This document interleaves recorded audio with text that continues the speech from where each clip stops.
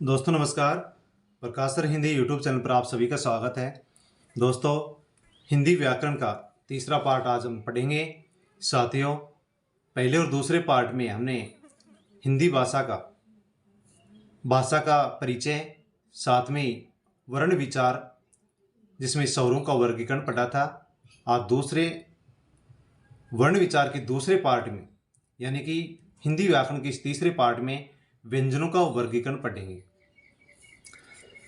दोस्तों, चैनल से जुड़ें, चैनल को सब्सक्राइब करें, बेल आइकन प्रेस करें ताकि आने वाली वीडियो का नोटिफिकेशन आप तक पहुंच सके। दोस्तों, व्यंजनों का वर्गीकरण पढ़ने से पहले हम कुछ विशेष तथ्य पढ़ते हैं, जिसमें पढ़ते हैं नासिक के ध्वनियाँ। हिंदी में नाक से बोली जाने वाली 3 तरह की ध्वनियाँ होती हैं, यानी कि नाक से बोले जाने वाली 3 प्रकार की ध्वनियाँ होती हैं, जिसमें पहला प्रकार है अनुनासिक स्वर। जब हवा मुंह के साथ साथ नाक से भी निकलती है तो उन्हें अनुनासिक स्वर कहते हैं। यानी जिन स्वरों को जब हम बोलते हैं तो मुंह के साथ साथ हवा जब नाक से भी निकल जाती है तो उन स्वरों को अनुनासिक स्वर कहते हैं।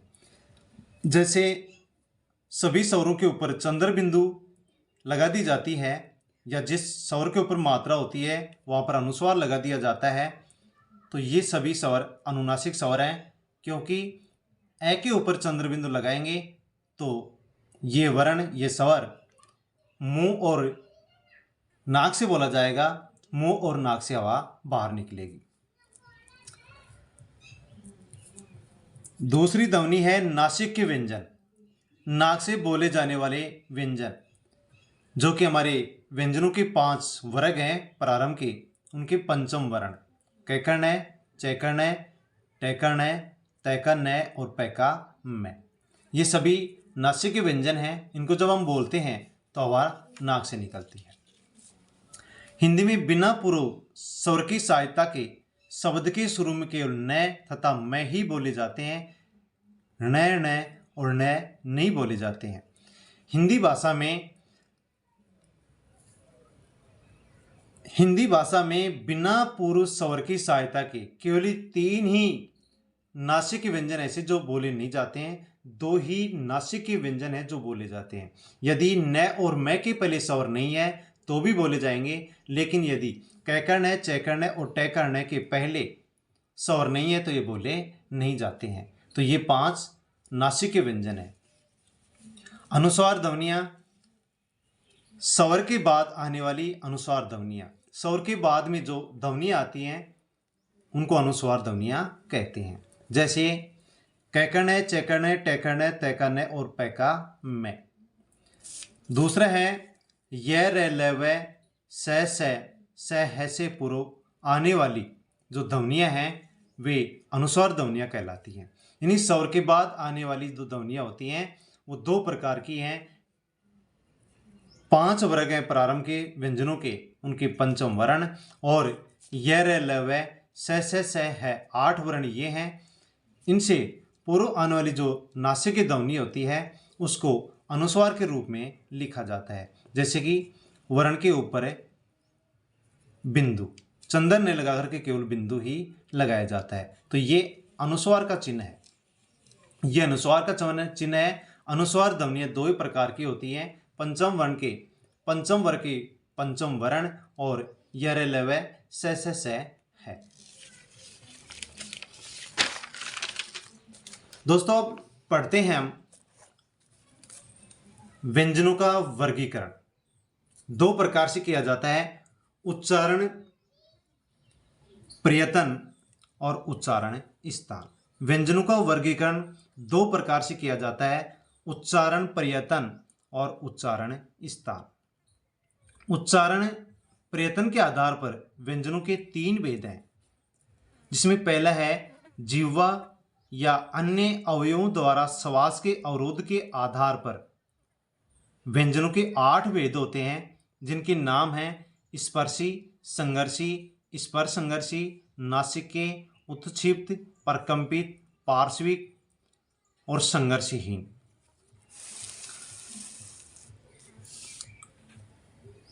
उच्चारण परिवर्तन दूसरा है, स्वर तंत्रियों में कंपन के आधार पर भेद होते हैं दो, अघोष और दूसरा होता है घोष जिसको सघोष भी कहा जाता है।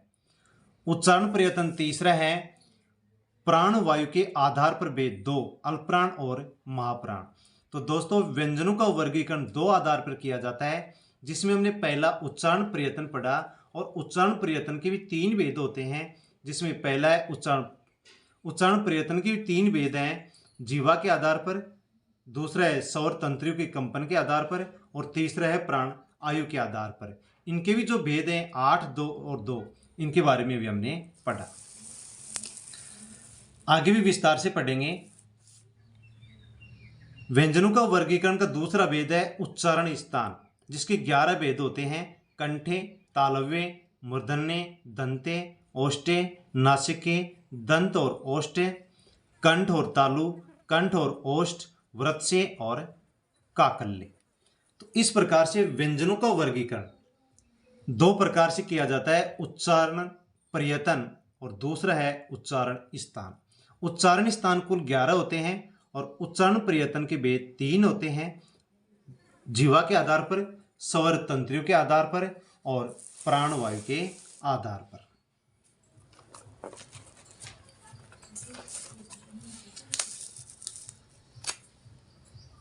अब दोस्तों हम इनको विस्तार से पढ़ते हैं कि उच्चारण परिवर्तन के आधार पर, उच्चारण परिवर्तन के आधार पर जो 3 भेद होते हैं व्यंजनों के, उसमें से पहला भेद पढ़ते हैं, जीवा या अन्य अवयवों द्वारा श्वास के अवरोध के आधार पर व्यंजनों के 8 भेद होते हैं।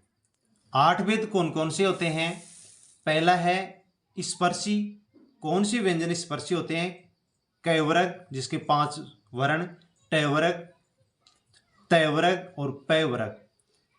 यानी कि ये प्रारंभिक जो 16 वर्ण है, कै, टै, तै और पैवर्ग, इसके जो प्रारंभिक जो वर्ण हैं ये स्पर्शी होते हैं। यानी कैवर्ग की 4 वर्ण, टैवर्ग की 4 वर्ण, तैवर्ग की 4 वर्ण और पैवर्ग के प्रारंभ के 4 वर्ण, कै, ख, ग, घ। इसी प्रकार से इनके 4 वर्ण, ये 16 जो वर्ण होते हैं ये स्पर्शी वर्ण होते हैं, व्यंजन होते हैं। इसमें च वर्ग को शामिल नहीं किया जाता है। संघर्षी व्यंजन होते हैं, स, स, है, 4 होते हैं। ये 4 वर्ण, 4 व्यंजन संघर्षी होते हैं।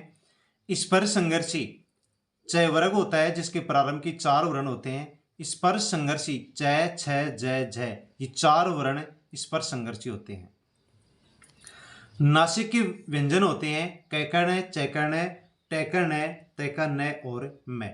5 व्यंजन नासिक के व्यंजन होते हैं। 5वां भेद है उत्क्षिप्त। ड और ढ ये 2 वर्ण उत्क्षिप्त होते हैं। यानी कि दोस्तों ड के नीचे बिंदी है और ढ के नीचे भी बिंदी है। इस प्रकार से यदि ड और ढ के नीचे बिंदी लगी हुई आए तो उन दोनों वर्णों को उत्क्षिप्त व्यंजन कहते हैं। 6ठा भेद है प्रकंपित। 6ठा भेद है प्रकंपित। र को प्रकंपित कहते हैं। र व्यंजन को प्रकंपित व्यंजन कहा जाता है। 7वां है पार्श्विक जो कि ल है। ल व्यंजन को पार्श्विक कहा जाता है। र को बोलते हैं तो कंपन होता है, ल को बोलते हैं तो हवा जीभ के बगल कर निकल जाती है। पार्श्व यानी बगल होता है। इस प्रकार से र को प्रकंपित व्यंजन कहते हैं, ल को पार्श्विक व्यंजन कहते हैं। 8वां है संघर्षहीन। 2 व्यंजन संघर्षहीन होते हैं, य, व। य को और व को दोनों को संघर्षहीन व्यंजन कहा जाता है। स्पर्श व्यंजन 25 होते हैं, कैसे मैं तक। कैवर्ग, चैवर्ग, टैवर्ग, तैवर्ग और पैवर्ग, इनके जो 5 वर्ण है, इस प्रकार से 5 वर्गों के 5 वर्ण 25 वर्ण होते हैं, ये स्पर्श व्यंजन कहलाते हैं। इनका विस्तार से हम पढ़ते हैं कि स्पर्शी व्यंजन कौन से होते हैं। तो उच्चारण प्रयत्न के आधार पर तीन भेद होते हैं जिसमें हम जीवा के बारे में पढ़ रहे हैं कि जीवा के आधार पर व्यंजनों के कितने भेद होते हैं, जिसमें पहला है स्पर्शी व्यंजन। वे व्यंजन जिनके उच्चारण में विभिन्न उच्चारण अवयवों का स्पर्श किया जाता है वे 16 वर्ण होते हैं। कौन कौन से होते हैं? 16 वर्ण क, ट, त और प वर्ग के प्रारंभिक जो चार वर्ण होते हैं वे स्पर्शी व्यंजन होते हैं। किसी न किसी अवयव को स्पर्श करती हुई जीभ इन वर्णों का उच्चारण करती है।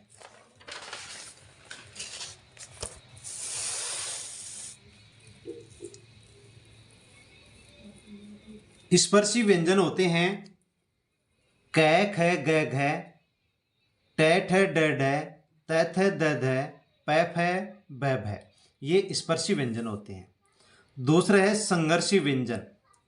संघर्षी व्यंजन वे व्यंजन जिनके उच्चारण में दो उच्चारण अवयव इतनी निकटता पर आ जाते हैं, पास पास आ जाते हैं कि बीच का मार्ग छोटा हो जाता है और वायु घर्षण संघर्ष के साथ बाहर निकलती है।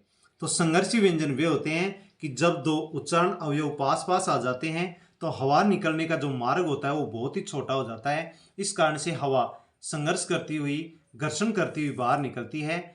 ऐसे इस प्रकार से जो बोले जाने वाले व्यंजन होते हैं उनको संघर्षी व्यंजन कहा जाता है और वे संघर्षी व्यंजन हैं स और है। ये चार व्यंजन संघर्षी व्यंजन है। इनको ऊष्म व्यंजन भी कहा जाता है।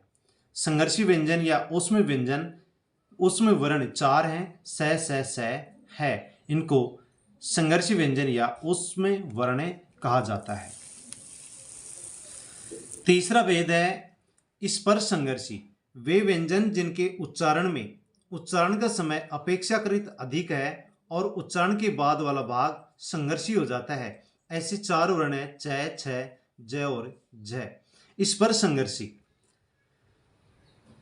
जब इन चार वर्णों का उच्चारण होता है तो समय कुछ अधिक लगता है और जो बाद के समय में जब हवा बाहर निकलती है मुंह के तो उसका कुछ भाग होता है वो संघर्षी हो जाता है, इसलिए इनको स्पर्श संघर्षी कहा जाता है। तो च, छ, ज, झ इन चार वर्णों को स्पर्श संघर्षी व्यंजन कहा जाता है।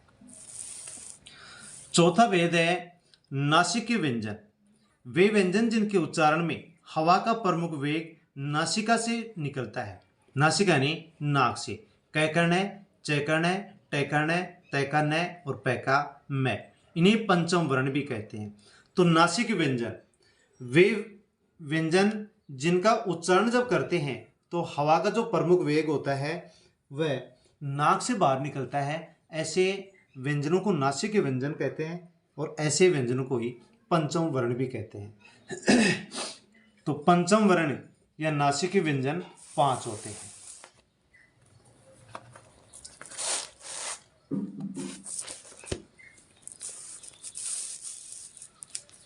अगला भेद पढ़ेंगे 5वां उत्क्षिप्त व्यंजन। उत्क्षिप्त व्यंजन किसे कहते हैं? उत्क्षिप्त का अर्थ होता है फेंका हुआ। वे व्यंजन जिनके उच्चारण में जीवा ऐसा महसूस कराती है जैसे इन्हें फेंक रही हो। तो ड और ढ, जब ड और ड के नीचे बिंदी लग जाती है तो इन दोनों वर्णों को उत्क्षिप्त व्यंजन कहा जाता है। उत्क्षिप्त का अर्थ होता है फेंका हुआ। जब इन दोनों वर्णों को हम बोलते हैं ड और ढ तो इस प्रकार का एहसास होता है कि जीभ इन वर्णों को फेंक रही है, इसलिए इनको उत्क्षिप्त व्यंजन कहते हैं।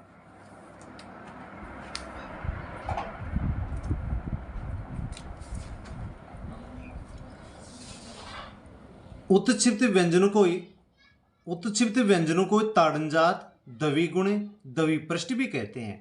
तो ड और ढ दोनों उत्क्षिप्त व्यंजन हैं।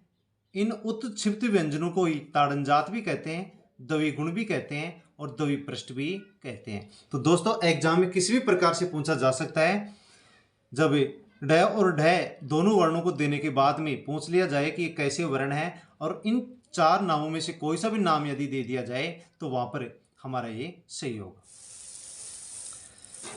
छठा भेद है प्रकंपित व्यंजन। वे वर्ण जिनके उच्चारण में जीवा को 2-3 बार कंपन करना पड़ता है, अर्थात उच्चारण से पूर्व जीवा कंपन करती है, उस व्यंजन को प्रकंपित व्यंजन कहते हैं, और वो है रे। यानी कि दोस्तों जब हम रे को बोलते हैं तो इस प्रकार का एहसास हमें होता है कि जीवा 2-3 बार कंपन कर रही है, इस कारण से रे को प्रकंपित व्यंजन कहते हैं। 7वां भेद है पार्श्विक व्यंजन।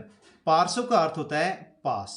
वे व्यंजन जिनके उच्चारण में जीवा मसूड़ों को छूती है और हवा का प्रमुख वेग जीवा के आसपास या अगल बगल से निकल जाता है, उस व्यंजन को पार्श्विक व्यंजन कहते हैं, जो कि एक है ल।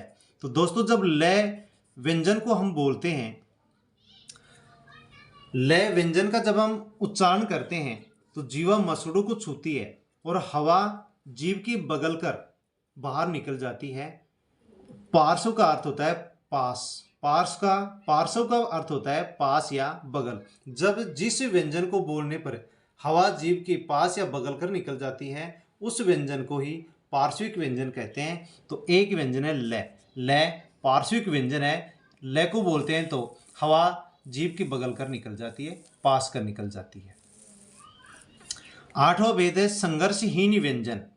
वे वर्ण जिनके उच्चारण में जीवा को संघर्ष नहीं करना पड़ता, अर्थात स्वरों से मिलता जुलता योग रहता है, उन व्यंजनों को संघर्षहीन व्यंजन कहते हैं। 2 हैं य और व। जिन वर्णों के उच्चारण में जीवा को किसी प्रकार से कोई संघर्ष नहीं करना पड़ता है और जो व्यंजन स्वर से मिलते जुलते योग के होते हैं, उनको संघर्षहीन व्यंजन कहते हैं। तो जिन व्यंजनों का उच्चारण करने में जीव को संघर्ष नहीं करना पड़ता है, उनको संघर्षहीन व्यंजन कहते हैं, जैसे य और व। जिन व्यंजनों का मिला जुला रूप स्वरों से होता है, उन व्यंजनों को भी संघर्षहीन व्यंजन कहते हैं।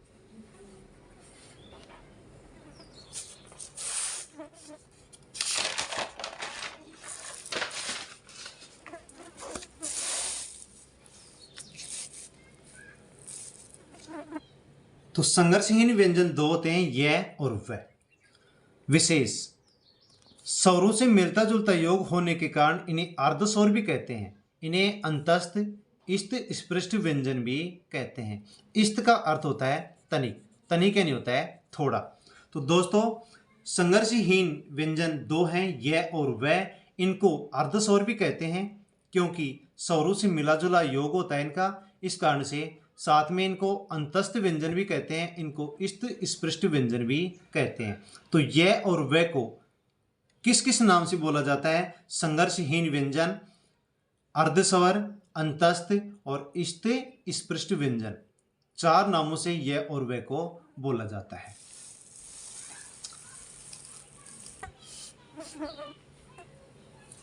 दूसरा भेद है स्वर तंत्रियों में कंपन के आधार पर, जिसके भी भेद 2 हैं, अघोष व्यंजन और घोष व्यंजन। घोष व्यंजन को सघोष व्यंजन भी कहते हैं। स्वर तंत्रियों में जब कंपन होता है, स्वर तंत्रियों में जब कंपन होता है या नहीं होता है, इस आधार पर व्यंजनों को 2 भागों में बांटा गया है, अघोष व्यंजन और घोष या सघोष व्यंजन। तो स्वर तंत्रियों के आधार पर पहला भेद है अघोष व्यंजन। और घोष का अर्थ क्या होता है? घोष शब्द का अर्थ होता है गूंज या नाद या कंपन। गूंज, नाद या कंपन घोष शब्द का अर्थ होता है। और हम पढ़ रहे हैं घोष नहीं, अघोष। उपसर्ग है, अ का अर्थ होता है नहीं, जिसमें गूंज नहीं होगी, जिसमें नाद नहीं होगी, जिसमें कंपन नहीं होगा, ऐसे व्यंजनों को अघोष व्यंजन कहेंगे। वे व्यंजन जिनके उच्चारण में गूंज, नाद, कंपन नहीं होता है, उन व्यंजनों को अघोष व्यंजन कहते हैं। जैसे प्रत्येक वर्ग का पहला दूसरा वर्ण होता है, ये अघोष व्यंजन कहलाते हैं। जैसे क, ख, च, छ, ट, ठ, त, थ, प, फ। इस प्रकार से ये जो वर्ण है 2, 4, 6, 8 और 10 जो वर्ण हैं, ये अघोष व्यंजन कहलाते हैं। अघोष व्यंजन।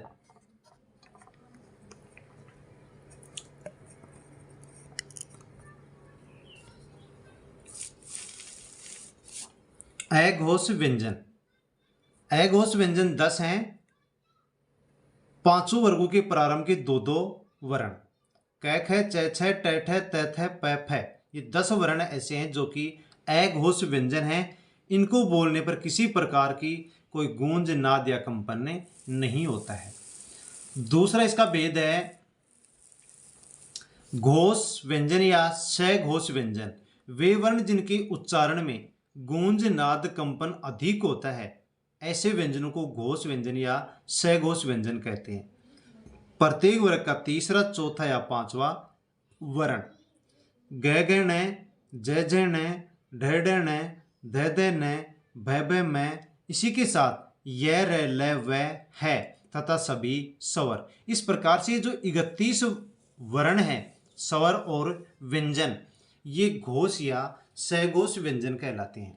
तो दोस्तों, स्वर तंत्रियों के आधार पर दो प्रकार के व्यंजन होते हैं, अघोष व्यंजन, सघोष व्यंजन। अघोष व्यंजन में किसी प्रकार की कोई गूंज, नाद या कंपन नहीं होता है। प्रारंभ के दो वर्ण हर वर्ग के होते हैं और घोष, सघोष व्यंजन का उच्चारण जब किया जाता है तो उसमें गूंज, नाद या कंपन अधिक होता है। इस कारण से इनको घोष या सघोष व्यंजन कहते हैं, जो कि प्रत्येक वर्ग का तीसरा, चौथा और पांचवा वर्ण होता है। इसके साथ में अंत में जो व्यंजनों में य, र, ल, व, है होते हैं और साथ में सभी स्वर, ये घोष, सघोष व्यंजन कहलाते हैं। तो दोस्तों, ये व्यंजनों का वर्गीकरण का हमारा पहला पाठ था।